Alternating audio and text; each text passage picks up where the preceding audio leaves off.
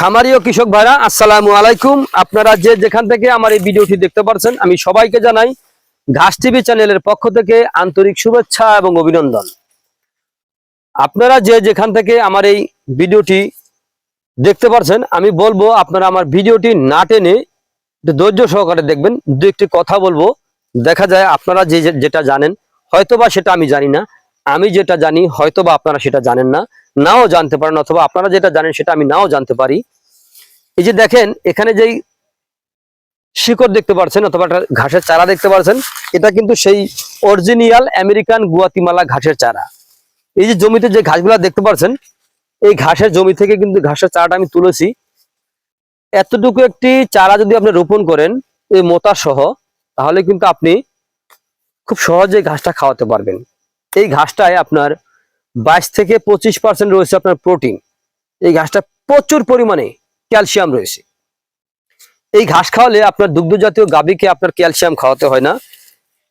এই ঘাস খাওয়ালে আপনার গবাদি পশুকে আপনার দানাদার খাদ্য, যদি বলেন আপনি ঘাস খাওয়াবেন, দানাদার খাদ্য খাওয়াইবেন না, সেটা পারবেন। যেমন আমিও এই ঘাস খাওয়াই, কিন্তু গরুকে যখন এই ঘাস খাওয়াই তখনই আমি গরুকে দানাদার খাদ্য খাওয়াই না, মানে টোটালি খাওয়াই না। যদি এই ঘাস খাওয়াইতে পারেন, তাহলে আপনার কম খরচে আপনার খামারে আপনি সফলতা অর্জন করতে পারবেন। যত খরচ কম হবে, তত আপনার খামারে লাভবান হবে। দেখেন, ঘাসের কোনো বিকল্প নাই। ঘাস হচ্ছে আল্লাহর দেয়া নিয়ামত। এই ঘাস আপনি যত খাওয়ান কোনো ক্ষতি হবে না ইনশাআল্লাহ। এই ঘাস যতটুকু খাবে গরু, ঠিক ততটুকু আপনার লাভবান হবে। দেখা যায় আপনার দানাদার খাওয়ালেন, দানাদার সঙ্গে অনেকে অনেক কিছু খাওয়ায় কিন্তু গরু মোটা তাজা করেন, সেটা কিন্তু আসলে ঠিক হয় না। যদি ঘাসের মাধ্যমে, কিন্তু আগেকার দিনে আমার যতটুকু বয়স আমি দেখেছি, বিলের ভিতরে, মানে ভিল বলেন অথবা বই বলেন, যেটাই বলেন, প্রচুর পরিমাণে জমি কিন্তু খালি থাকতো। আর এখন কিন্তু সব জমিতে কিন্তু ফসল আবাদ হচ্ছে। এ কারণে কিন্তু দেখা যায় আপনার এই ঘাসটা কিন্তু সংকট। এই জন্য ঘাস যদি চাষ করেন আপনি একটু জমিতে, তাহলে কিন্তু এই ঘাসের মাধ্যমে কিন্তু আপনি গরু ছাগল পালন করতে পারবেন। আগে যদি খামার করেন, ঘাস যদি পরে করেন, তাহলে কিন্তু আপনি ভাই লাভবান হতে পারবেন না। কারণ ঘাসের প্রধান খাদ্যই কিন্তু ঘাস। গরুর প্রধান খাদ্য কিন্তু ঘাস।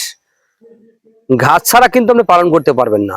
আগে ঘাস চাষ করবেন, শতভাগ ঘাসের নিশ্চিত করবেন, তারপরে আপনার খামারে গরু ছাগল উত্তোলন করবেন।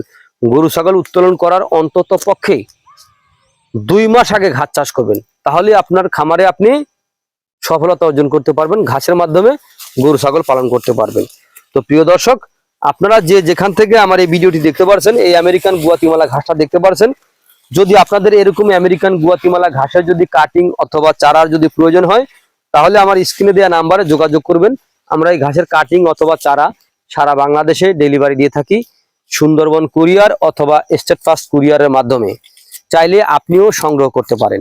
সংগ্রহ করতে চাইলে আমার স্ক্রিনে দেওয়া নাম্বারে যোগাযোগ করতে পারেন, অথবা আমার এলাকায়, মানে আমার এই জমিতে এসে আপনি দেখে তারপরেও নিতে পারেন, কোনো সমস্যা নাই। তার আগে আমি বলবো, এই ঘাসের কোনো বিচি হয় না, এই ঘাসের বিচি নেবেন না, এই ঘাসের কোনো ফুলই হয় না, বিচি কোত্থেকে আসবে। তো প্রিয় বন্ধুরা, আপনারা এতক্ষণ ধৈর্য সহকারে আমার ভিডিওটি দেখার জন্য সকলকে অসংখ্য অসংখ্য ধন্যবাদ। সকলে ভালো থাকবেন, সুস্থ থাকবেন। আল্লাহ হাফেজ।